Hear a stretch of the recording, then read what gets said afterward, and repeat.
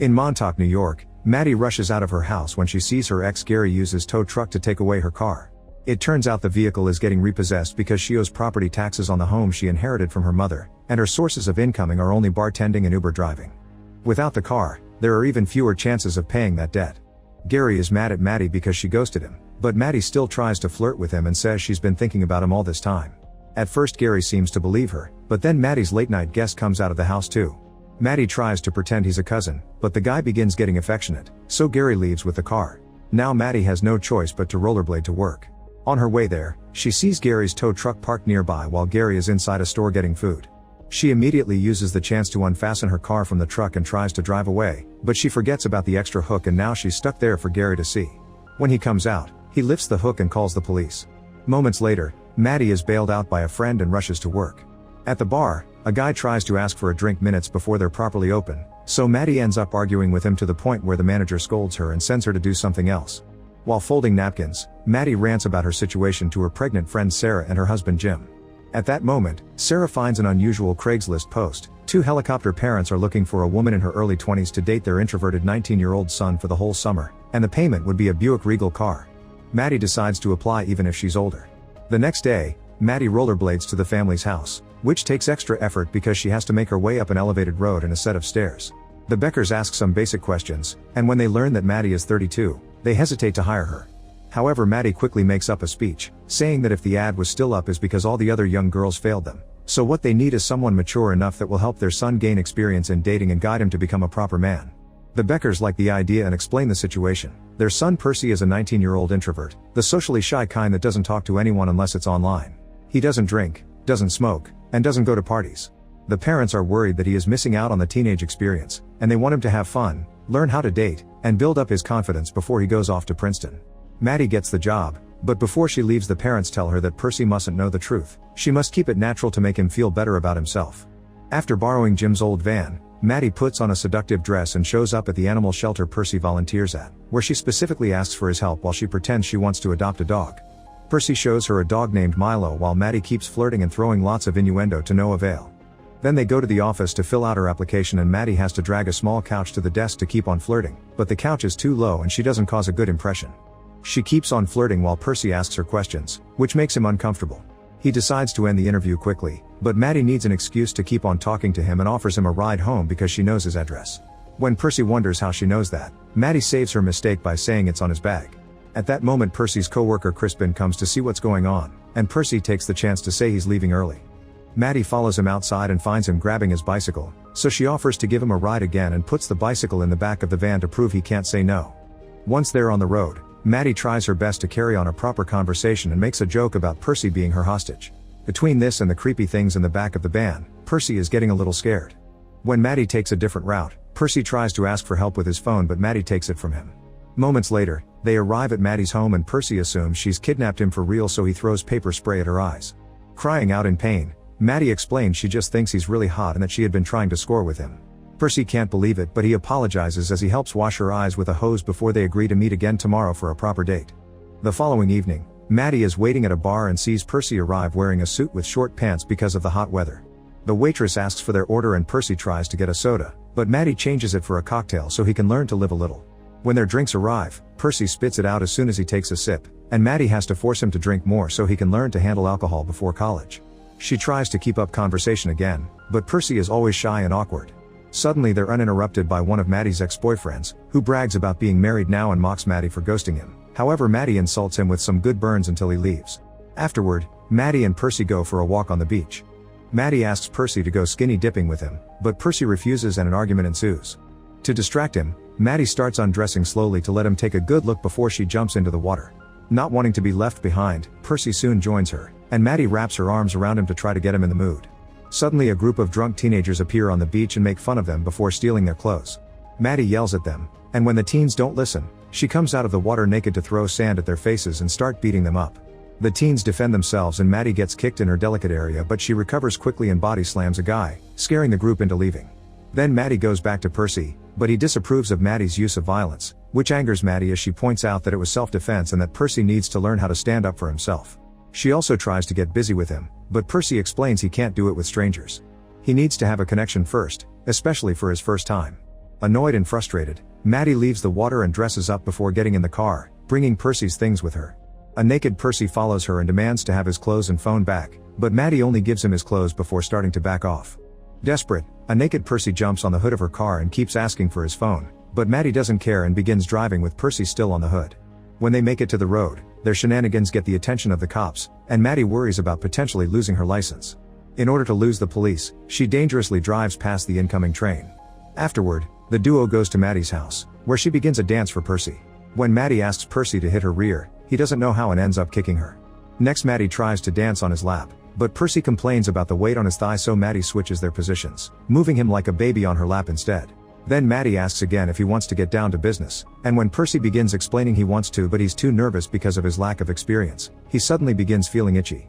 Maddie raises his shirt and discovers he's got a rash caused by his anxiety, but she doesn't judge. She immediately grabs some cream and helps him out. Feeling comforted, Percy opens up about how he dislikes being socially awkward because he's never made friends unless it's online or his former nanny. Maddie returns the favor and tells him how she's lived in this house her whole life to take care of her sick mom. Her dad wasn't around because he had a family in the city and her mother had only been a fling. After sharing such a sweet moment, they agree to start dating before getting intimate. The next few days, Maddie and Percy begin spending lots of time together. They walk Milo and other dogs from the shelter, play laser tag, and win lots of things at the arcade, where they tease a kid until they get kicked out. They have lots of fun together, and Percy starts becoming more comfortable around Maddie. At the arcade, he spent his tickets on a beer hat for her and also gets a finger trap that he tricks her into using with him. Maddie freaks out, but Percy is patient and teaches him how to get out of it. They start chatting and they learn more about each other, like the fact neither of them went to their proms. Maddie also tells him that she once wrote to her dad to ask why he wouldn't visit her, but the letter returned unopened. Having this vulnerable moment allows Percy to gather courage and finally kiss Maddie. Afterward, they go for a walk and bump into Percy's former nanny Jody, who turns out to be a middle-aged guy. Jody notices they want a frisbee at the arcade and throws it for Percy to go pick it up. Once Percy is far from them, Jody asks what Maddie's intentions are with Percy, accusing her of wanting the family's money.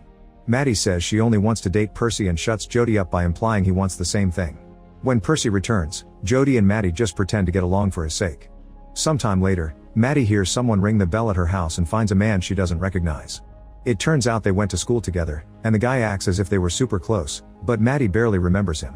Soon the truth comes out, the guy is there for the house, but Maddie still refuses to give it up and kicks the guy out, ignoring his legal threats.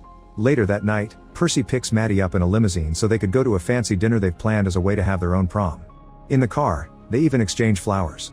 Once they make it to the restaurant, they have a good time chatting and laughing. Percy shares that he didn't want anyone at school to notice him because if they didn't notice him, then they couldn't make fun of him, so Maddie comforts him by saying that they should see how great he really is. Then Maddie notices a piano and convinces a very nervous Percy to play it. He turns out to be quite good and he signs along to his playing, choosing She's a Man-Eater by Hall & Oates as a tribute to Maddie. The people in the restaurant love it and everyone claps while he returns to the table, where Maddie can't stop telling him how talented he is. Their chat is suddenly interrupted by Natalie, a family acquaintance that will also attend Princeton. Natalie and Percy start chatting very casually and Maddie immediately gets jealous, often trying to get Natalie to leave. It doesn't work and Natalie invites Percy to a party for future Princeton students. Maddie tries to say no, but Percy tells her he'll keep it in mind. After Natalie leaves, Percy brings up the subject of his college plans and how they could see each other on the weekends, but Maddie explains she doesn't do long distance. For her, this is a summer fling that will end when Percy leaves. Hurt, Percy storms out and Maddie immediately follows him into the limousine, but they awkwardly sit very far from each other and Percy begins getting drunk, which is a first for him.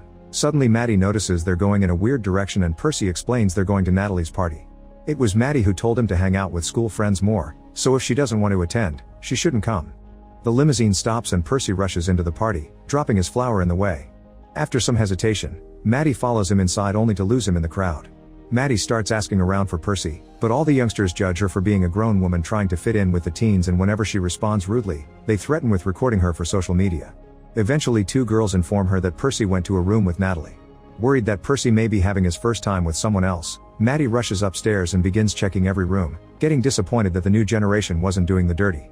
At last she finds a locked room and since nobody answers when she knocks, she runs and throws her full body against the door to break it down. Natalie and Percy are together and half undressed, but Natalie swears that nothing happened because Percy is drunk. He also confesses he took something. Maddie immediately takes Percy to the bathroom and forces him to throw up everything, but it turns out he only took medicine for his hangover, not anything illegal. At that moment the party host arrives with his parents, who begin arguing with Maddie because she's an adult in a teen party. Percy won't let anyone insult Maddie and tries to punch the father, but the guy dodges and he ends up punching Maddie on the neck instead. The couple leaves the party, and in the limo, Percy lies his head on Maddie's lap so she can comfort him while he apologizes for accidentally hitting her. Then he admits he's ready for her and takes out some protection, but while Maddie teaches him to open it, he suddenly confesses he loves her. Maddie feels uncomfortable and points out that Percy is drunk so they shouldn't do anything tonight. Percy can see her point and goes back to resting his head on her lap for the rest of the ride. The next day, Percy wakes up in such a good mood that his parents can't help commenting on it. Percy says he finally wants to get his own driving license so he can drive his girlfriend around, and his parents are incredibly happy to see him coming out of his shell. However, the happiness instantly disappears when Percy tells them he isn't going to Princeton because he wants to stay in Montauk with Maddie. The Beckers tell Percy to wait for them in the car, and once he's gone, they call Maddie, who informs them that she wants to cancel the deal because Percy is getting too attached. The parents agree and tell her that she still gets the car because she did bring Percy out of his shell, but the last thing she needs to do before breaking up is to convince him to go to Princeton. While Maddie accepts, Percy is fooling around with the technology in the car and accidentally connects to the phone, which causes him to hear the last bit of the conversation, and his heart breaks by learning Maddie had only been paid to be with him. After thinking about it, Percy invites Maddie to lunch without his parents' knowledge, and the Beckers are shocked when Maddie shows up at their door. During the meal, Percy tries to make his parents and Maddie have a conversation, pushing for questions that will reveal their secret, but Maddie and the Beckers try their best to play along. Suddenly Percy gets a call and goes outside to meet with Crispin, who helps him destroy the Buick. It's a very sturdy car though, and not even hitting it with a rock works, so Percy drives it into the forest to crash it against a tree. Then the tree falls on top of the car, finishing the job. When he returns to the house, Percy goes straight to his room, so Maddie follows him to check on him. Percy tries to kiss her, but Maddie rejects him with the excuse his parents could hear them, so instead he tries to get the truth out of her. Maddie continues to lie, and to distract him from the subject, she agrees to get frisky with him, only for Percy to be done in seconds. Afterward, Percy admits he knows about Maddie's deal with his parents. Maddie apologizes and says it was real for her, but when he ignores her pleas, Maddie gets angry. She points out he'll never understand what poor people have to do to survive, but Percy responds by saying she's wasting her life in that house waiting for her dad to apologize, causing her to leave very upset. Sometime later, Percy confronts his parents and asks them to stop doing everything for him and to let him fail or succeed on his own. The breakup is hard on him though, and he goes back to being an introvert that stays in his room playing video games. Meanwhile, Maddie still receives the damaged car, which she begins using for her Uber driving job. Clients are often wary when they see her arrive, but she forces them into the car anyway. By working hard in the bar and driving, Maddie eventually saves enough money to pay her debts. She goes out to celebrate with Sarah and Jim, who have big news: they are moving to Florida because they can't afford to buy their own place in Montauk. Maddie is shocked that they're leaving, but Sarah tells her that she's even more shocked that Maddie is staying despite how unhappy she seems to be here.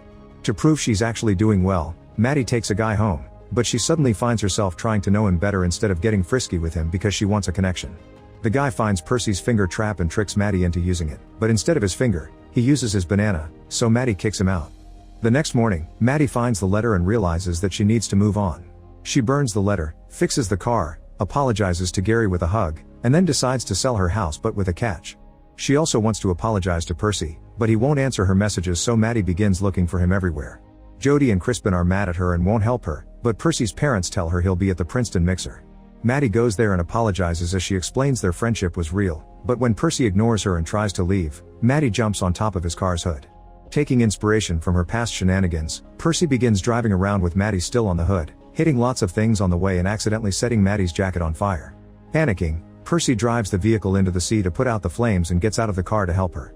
Maddie takes the chance to apologize to Percy, who cries as he forgives her.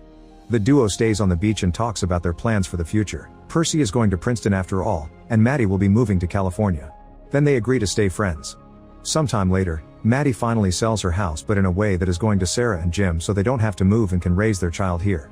Percy says goodbye to his parents and leaves the house to find Maddie offering him a ride to Princeton on her way to California. She also reveals that she's adopted Milo, and the three of them get together in the car to start a new life. Make sure to subscribe and turn on notifications so you can watch more videos like this. Thanks for watching.